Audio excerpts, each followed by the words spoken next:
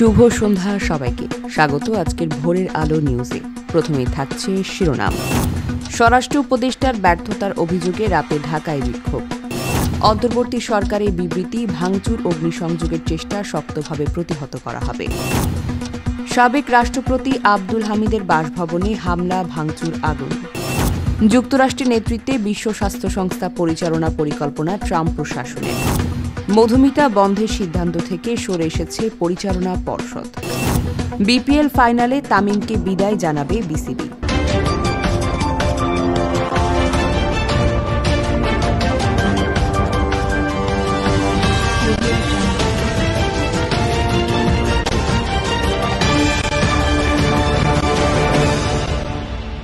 এতক্ষণ শুনছিলেন শিরোনাম, এবারে বিস্তারিত।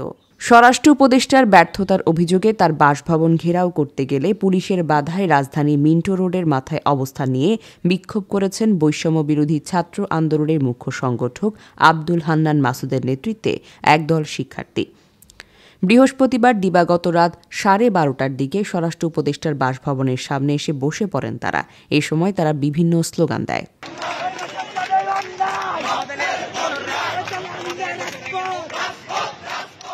সারা দেশে বিভিন্ন প্রতিষ্ঠান ও স্থাপনায় ভাঙচুর, অগ্নিসংযোগের চেষ্টা শক্তভাবে প্রতিহত করা হবে বলে জানিয়েছে অন্তর্বর্তী সরকার।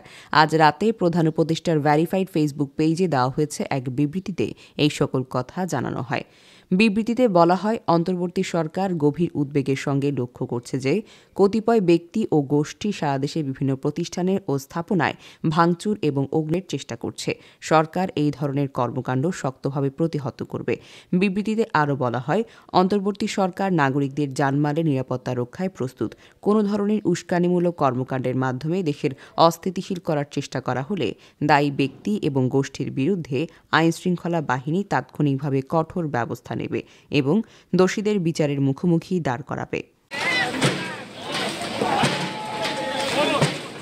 পতিত আওয়ামী সরকার আমলের সাবেক রাষ্ট্রপতি আব্দুল হামিদের কিশোরগঞ্জ শহরের খরমপট্টি এলাকার বাসভবনে হামলা, ভাঙচুর শেষে আগুন দিয়েছে বিক্ষুব্ধ জনতা। বৃহস্পতিবার রাত 11:15টার দিকে এই ঘটনা ঘটে। জানা গেছে, রাতে একদল বিক্ষুব্ধ ছাত্র জনতা খরমপট্টি এলাকায় আব্দুল হামিদের বাসভবনে যায়। সেখানে হামলা, ভাঙচুর চালানোর পর আগুন ধরিয়ে দেন তারা। এর আগে স্কাভেটর দিয়ে কিশোরগঞ্জ জেলা আওয়ামী লীগ কার্যালয়ের লন্ডভন্ড অফিসটি সম্পূর্ণ গুঁড়িয়ে দেওয়া হয়।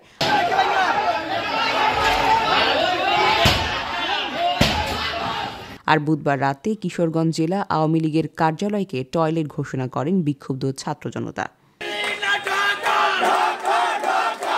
বিশ্ব স্বাস্থ্য সংস্থা সংস্কারের কথা ভাবছে যুক্তরাষ্ট্রের নতুন প্রেসিডেন্ট ডোনাল্ড ট্রাম্পের প্রশাসন।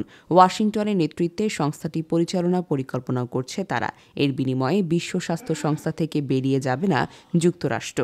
সংশ্লিষ্ট সূত্র এবং রয়টার্সের হাতে আসা এই সংক্রান্ত প্রস্তাবের নথিপত্র থেকে বিষয়টি নিশ্চিত হওয়া গেছে।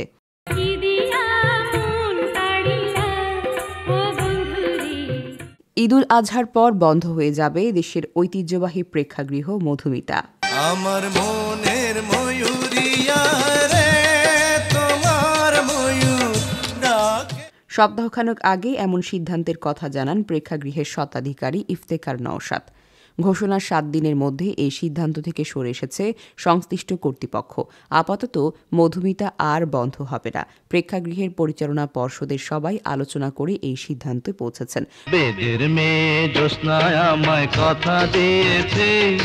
কোন কাননের ফুল গো তুমি, কোন আকাশের চাঁদ গো তুমি।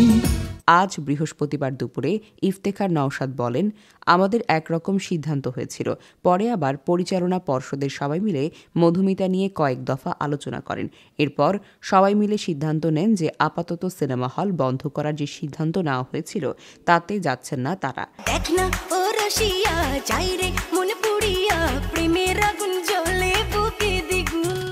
আমরা যদি সিনেমা হল বন্ধ করি তাহলে সংবাদ সম্মেলন করে সবাইকে জানাবো।